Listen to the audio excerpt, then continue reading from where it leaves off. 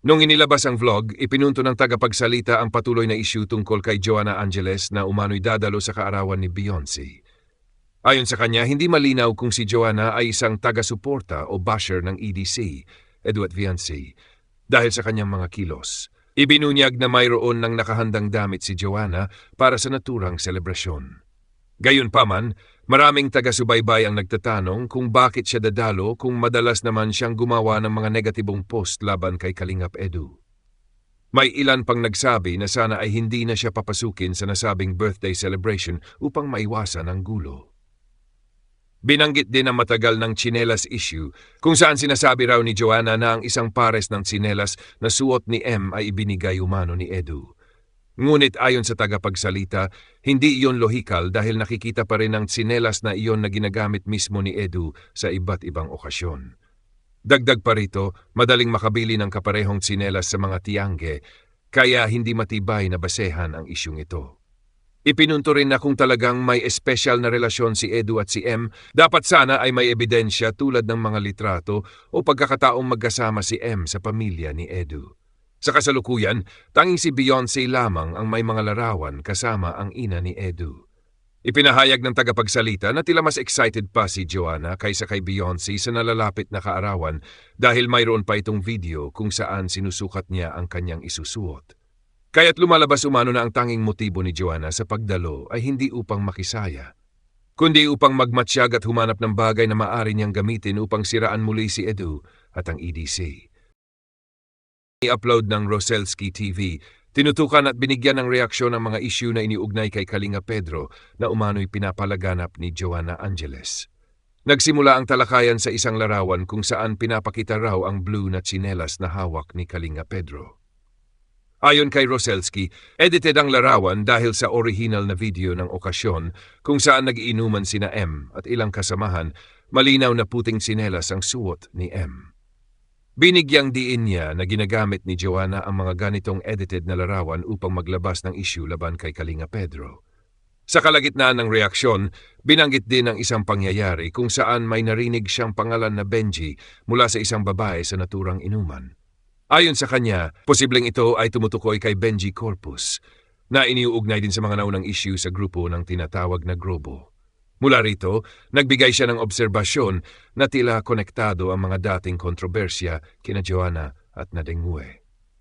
Sunod ay diretsahang inilarawan ni Roselski si Joanna bilang isang taong laging gumagawa ng issue at nagpapakalat ng edited pictures. Ipinakita niya ang pagkadismaya sa umano'y layunin ni Joanna na manira at magpasikat sa pamamagitan ng pagbibigay ng maling impormasyon sa social media.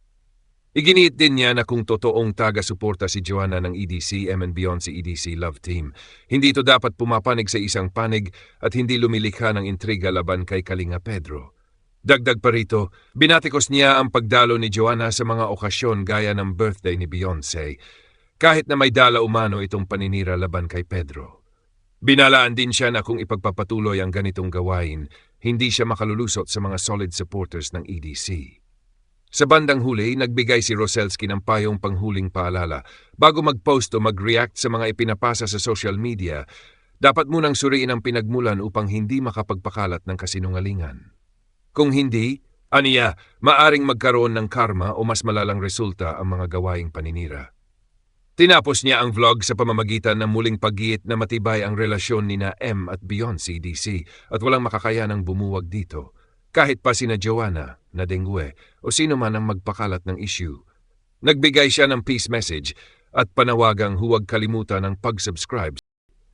Nung inilabas ang vlog, ipinunto ng tagapagsalita ang patuloy na issue tungkol kay Joanna Angeles na umano'y dadalo sa kaarawan ni Beyonce.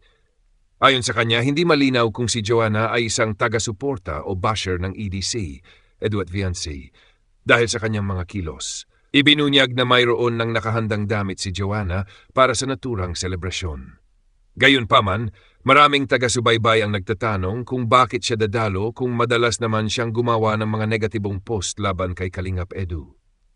May ilan pang nagsabi na sana ay hindi na siya papasukin sa nasabing birthday celebration upang maiwasan ang gulo.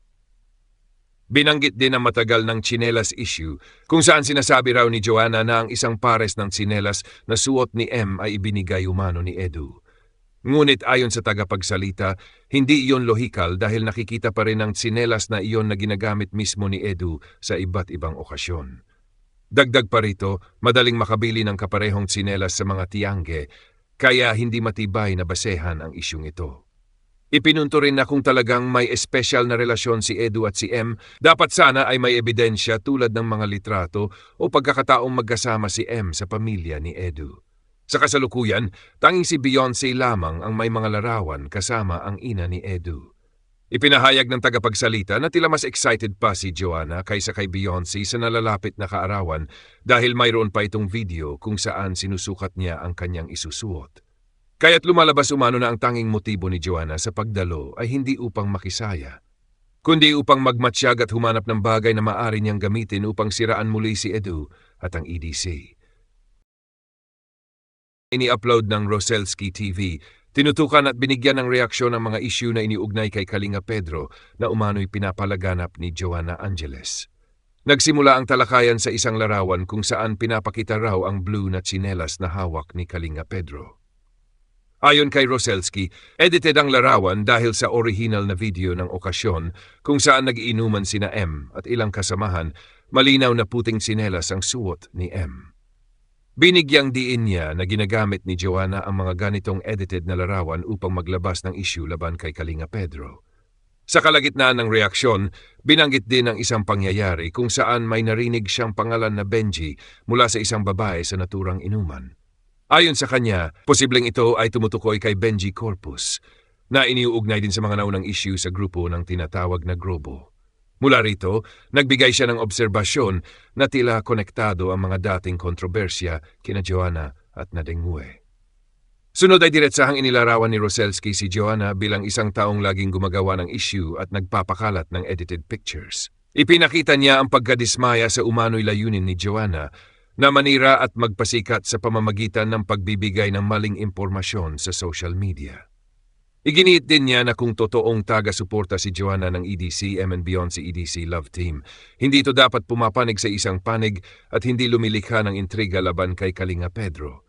Dagdag pa rito, binatikos niya ang pagdalo ni Joanna sa mga okasyon gaya ng birthday ni Beyonce, kahit na may dala umano itong paninira laban kay Pedro. Binalaan din siya na kung ipagpapatuloy ang ganitong gawain, hindi siya makalulusot sa mga solid supporters ng EDC. Sa bandang huli, nagbigay si Roselski ng payong panghuling paalala. Bago mag-post o mag-react sa mga ipinapasa sa social media, dapat munang suriin ang pinagmulan upang hindi makapagpakalat ng kasinungalingan. Kung hindi, aniya, maaring magkaroon ng karma o mas malalang resulta ang mga gawaing paninira. Tinapos niya ang vlog sa pamamagitan ng muling paggiit na matibay ang relasyon nina M at Beyonce DC at walang makakayanang bumuwag dito. Kahit pa sina Joanna, Nadengue o sino man ang magpakalat ng issue. Nagbigay siya ng peace message at panawagang huwag kalimutan ang pag-subscribe sa